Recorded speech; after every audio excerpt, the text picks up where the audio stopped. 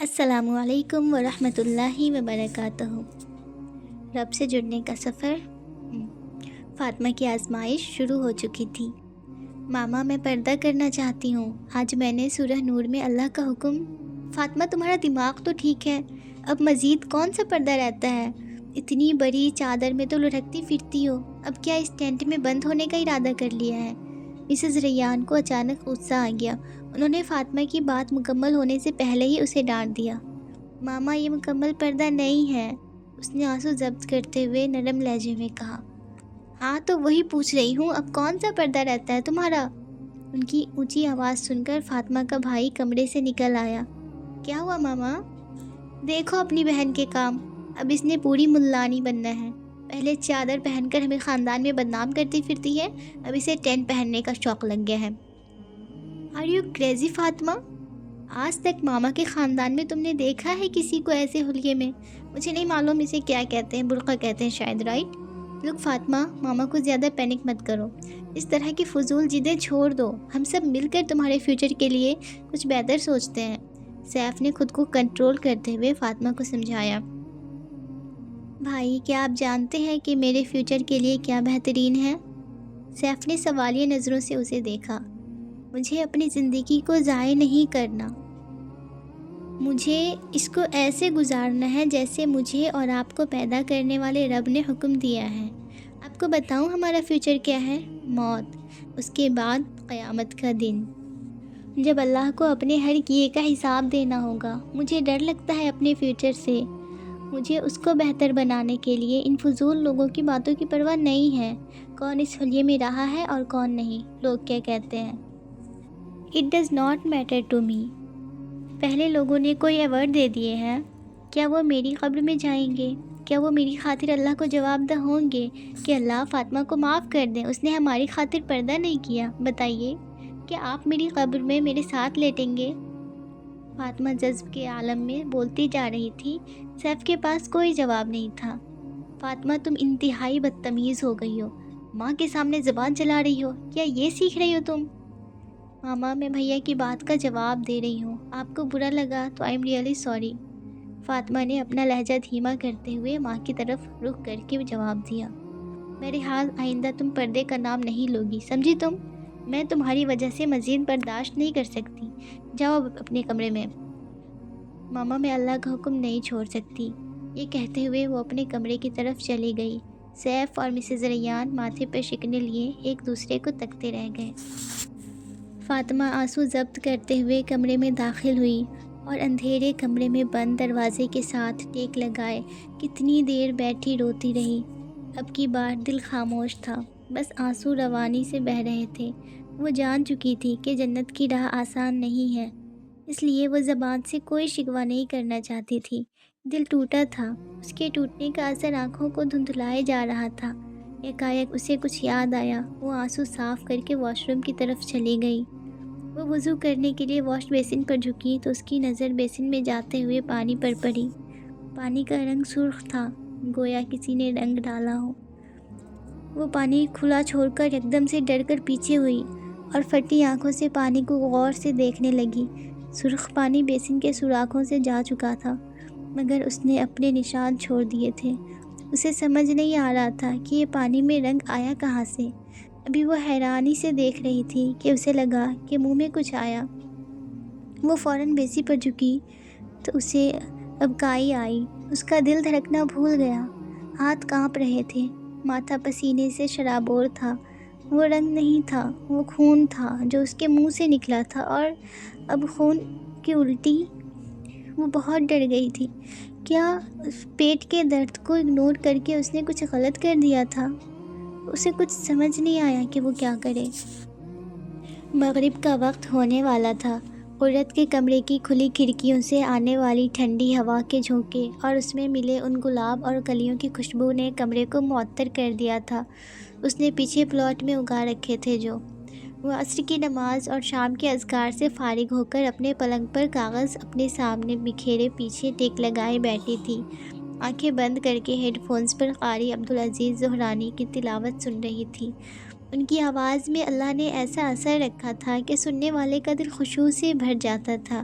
وہ اکثر سوچتی تھی کہ اگر گانے سننے والے قرآن کی تلاوت سمجھ کر سن لے تو ان کا دل دہل جائے، رونگٹے کھڑے ہو جائیں، آنکھیں بہہ پڑے، دل سکون سے بھر جائے۔ ایسا کلام ہے یہ۔ اچانک اس کے کمرے کے کھلے دروازے پہ دستک ہوئی۔ اس نے آنسو صاف کرتے ہوئے آنکھیں کھولیں تو معاذ تھا۔ اس کی عادت تھی کہ وہ گھر ہو یا کمرہ، اپنے آنے سے پہلے موجودگی کا احساس لازمی دلایا کرتا تھا تاکہ اندر والا شخص جان لے۔ وہ مسکراتا ہوا اندر داخل ہوا۔ اس کے پرنور چہرے پر گھنی سیاہ داڑھی سے پانی کے قطرے موتیوں کی مانند ٹپک رہے تھے۔ ماتھے کے محراب سے عجیب نور پھوٹ رہا تھا۔ وہ قمیض کو فولڈ کی ہوئی آستینیں نیچے کرتا ہوا مسکرا کر سلام کرتا قرت کے پاس بیٹھ گیا۔ کتنی خوش قسمت ہوگی وہ لڑکی جسے بھیا جیسے نیک شوہر ملیں گے۔ ذہن میں ایک ہلکی سی جھلک آئی اس لڑکی کی، لیکن اس نے جھٹک دیا۔ اسے اپنے جوان بھائی کو دیکھ کر بہت رشک آتا تھا۔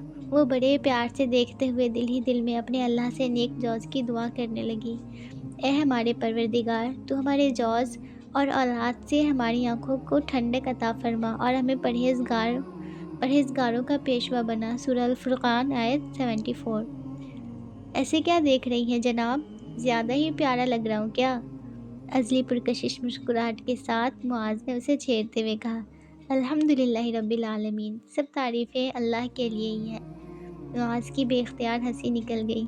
بے شک تعریف اس رب کی جس نے مجھے بنایا، اس نے لفظ مجھے پر زور دیتے ہوئے ہنستے ہوئے کہا۔ خوش فہمیاں لوگوں کی۔ ہاں، جیلس ہوتی ہو مجھ سے؟ مجھ جیسی گنہگار کی کیا اوقات، استغفر اللہ۔ وہ اس بات پر ایک دم سنجیدہ ہو گیا۔ پتہ ہے بھیا، ابو کے بغیر امی بہت اداس رہتی ہیں۔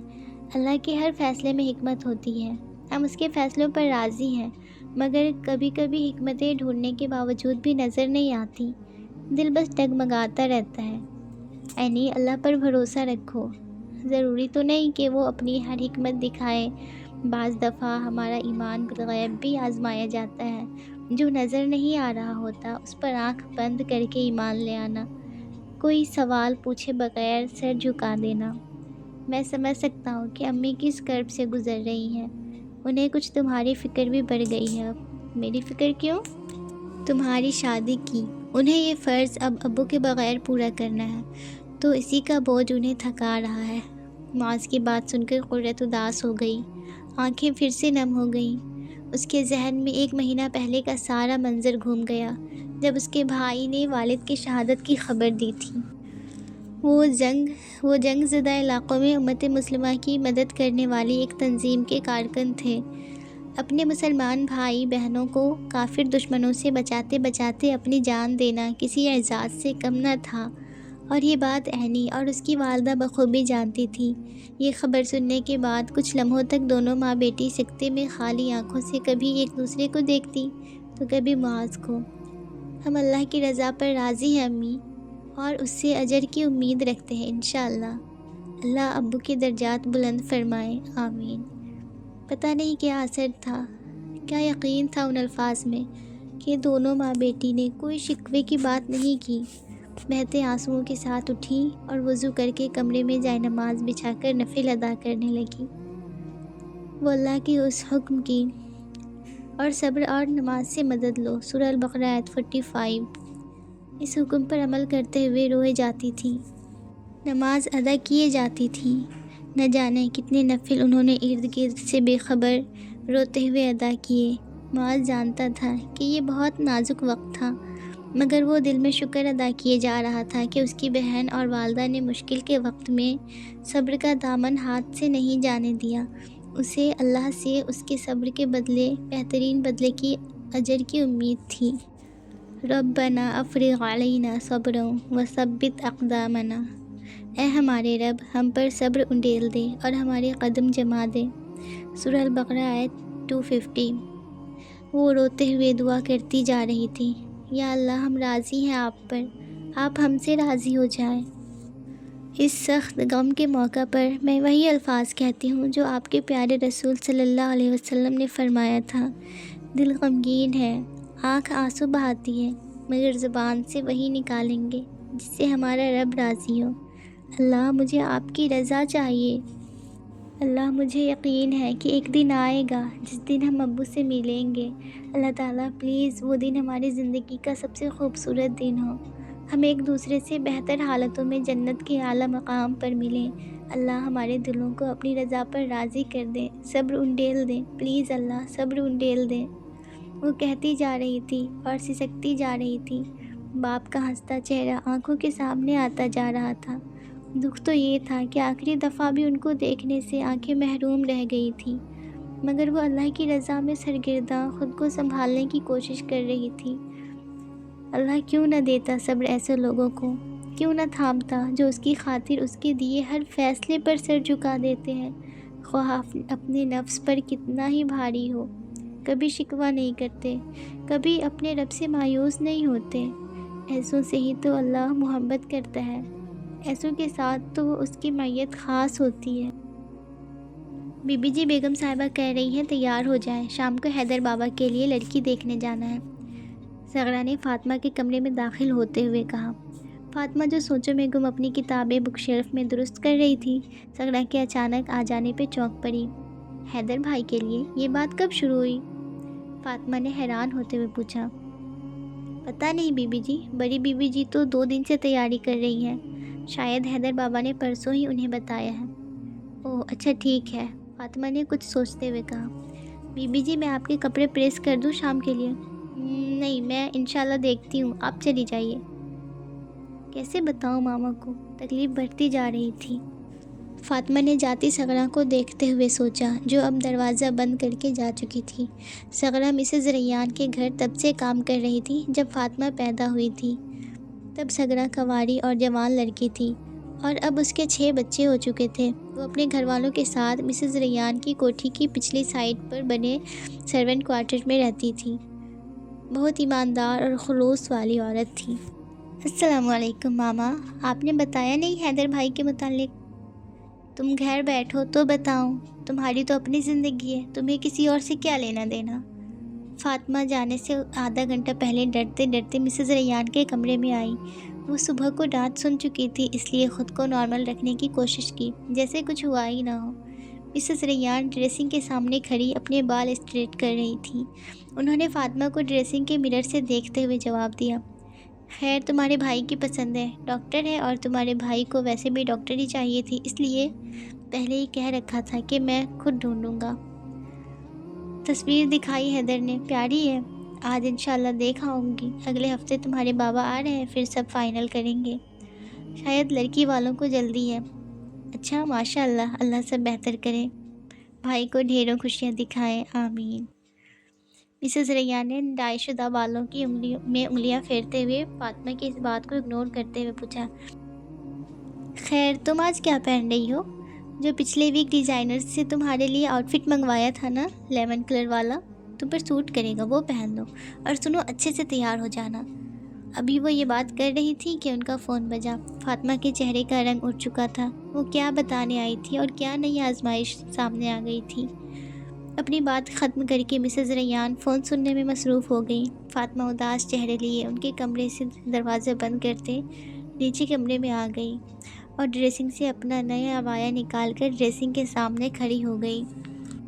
جس کے لیے اللہ تعالیٰ نور نہ بنائے اس کے لیے کوئی نور نہیں۔ سورہ نور آیت 40۔ سورہ نور کی آیت اس کے کانوں میں گونجی۔ نور، وہ کیسے خود کو نور سے محروم کر دے، وہ نور جو خود کو اللہ کے لیے چھپائے بغیر نہیں ملتا۔ آنکھ سے آنسو نکل کر اس کے ہاتھوں میں پکڑے عبایا کے نرم کپڑوں میں جذب ہو گئے۔